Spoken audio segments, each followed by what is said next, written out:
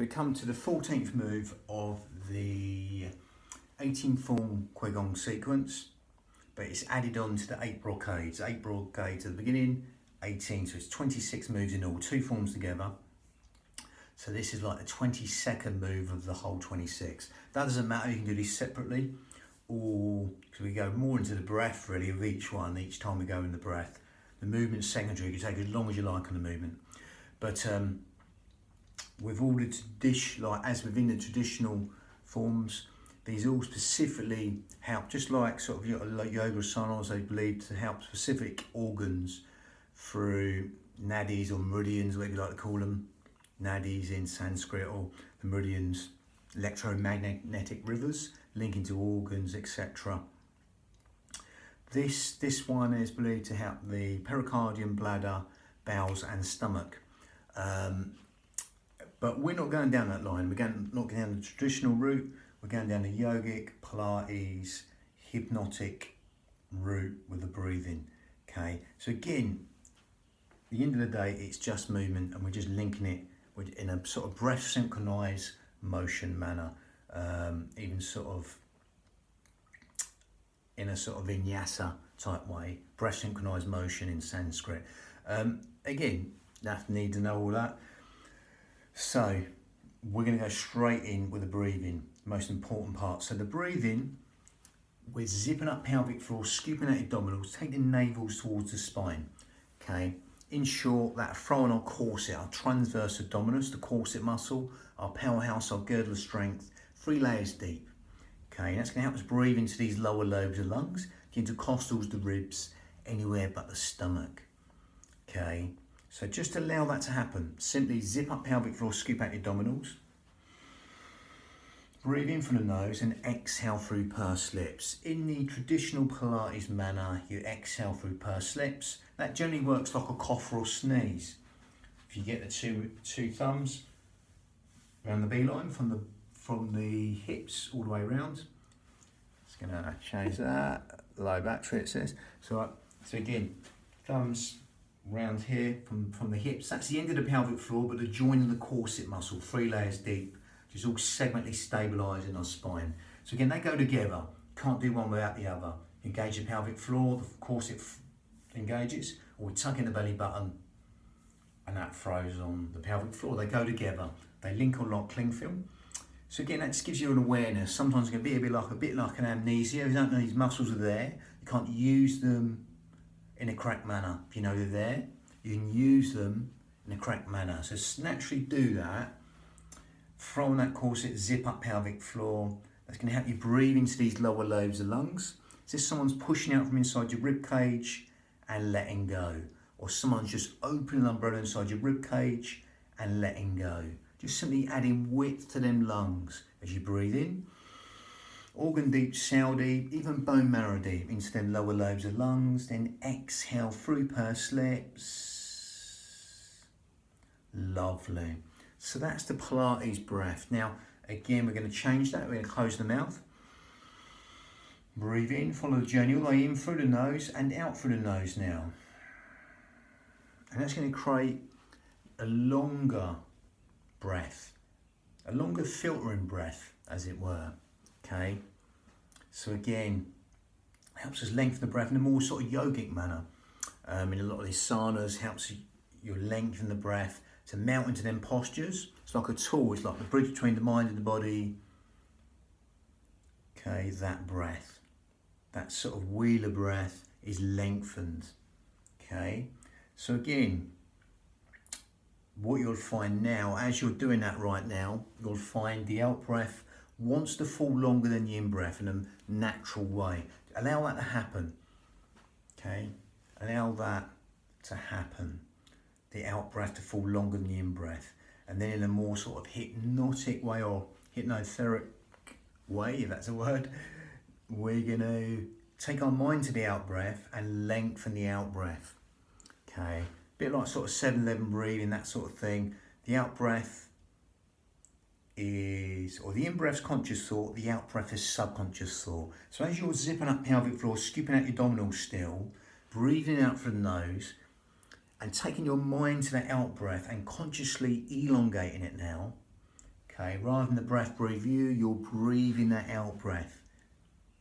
Okay, be within the breath, especially that elongated out breath, but don't force anything. And that's going to encourage the parasympathetic nervous system to be benefited. Sleep, digestion, rest, relaxation, cellular communication, organs communicating, process of elimination, all being benefited by lengthening the out breath longer than the in breath. Encourages sleep, digestion, rest and relaxation to be benefited on a cellular level. Okay, so just allow that to happen. Okay, and just consciously take your mind to the out breath and elongate the out breath as you're still zipping up pelvic floor, scooping out your abdominals, and exhaling for as long as you like. Lovely. Now again, got all the principles in that, that's good enough. You want to make that yogic breath a little bit more advanced, you can go to Ujjayi breath, victorious breath, seashore breathing in Sanskrit. So again, all it is breathing through the nose, you're gripping the esophagus, and exhaling. It's like going with the mouth shut. It's like a raspy, silky, whistling sighing breath from the back of the throat. So you're breathing in, keeping the shoulders down.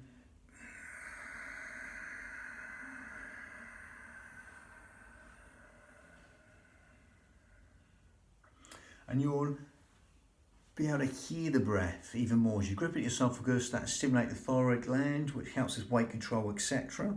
Helps you build the heat in the body, helps us fan the fire to burn all the toxins in the body. But most importantly, it gives us that focus. It gives the mind something to focus on. It's a natural focusing breath we do sometimes, but we're overemphasizing that. Sometimes when you're trying to focus on something, a fine motor skill, you do this. We're overemphasizing that focusing breath, Ujjayi breath. So do a few more. If you can't get it, don't worry. Carry on breathing the way we were, just slightly more advanced. But otherwise, zip up pelvic floor like you still are. Scooping out your abdominals, breathing through the nose. And exhaling.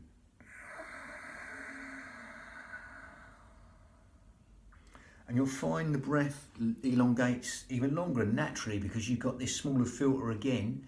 You're gripping your esophagus, helps us lengthen the breath, especially that out breath still. Okay, and gives the mind something to focus on. So keep on doing that, zipping up pelvic floor, scooping out your abdominals, breathing in through the nose, and exhaling through the nose for as long as you like. Lovely. You get the Ujjayi breath, or without the Ujjayi breath if you can't get it.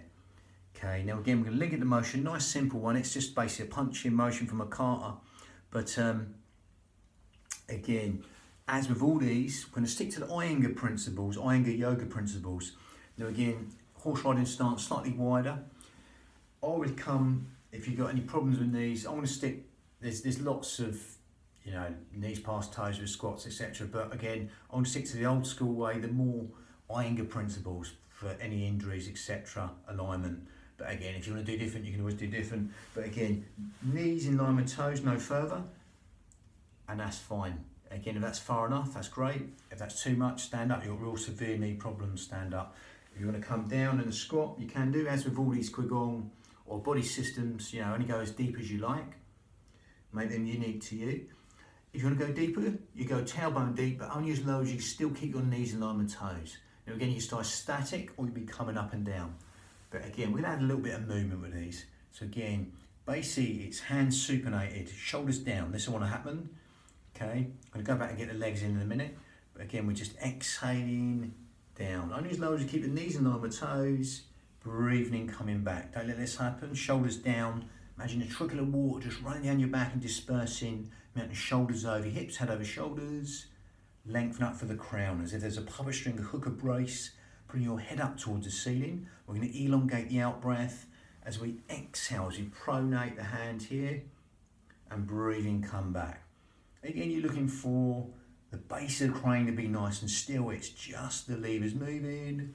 Exhale, breathing in.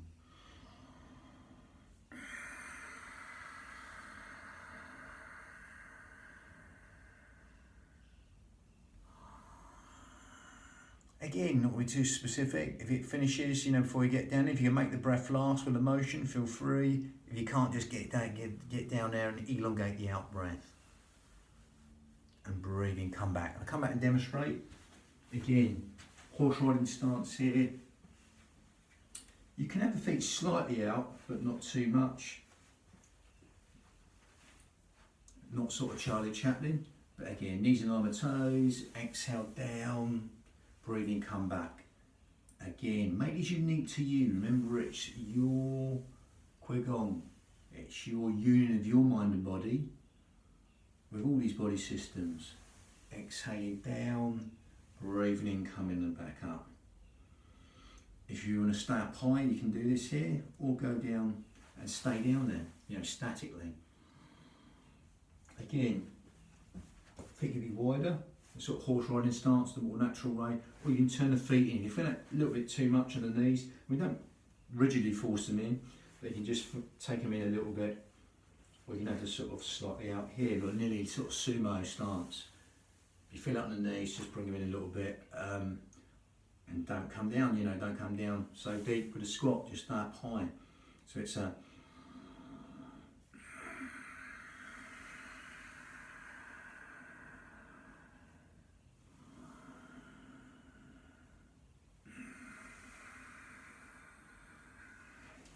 lovely. So, that was number 13 of the 18 form qigong sequence. Sorry, that was number 14, the 18 form qigong sequence,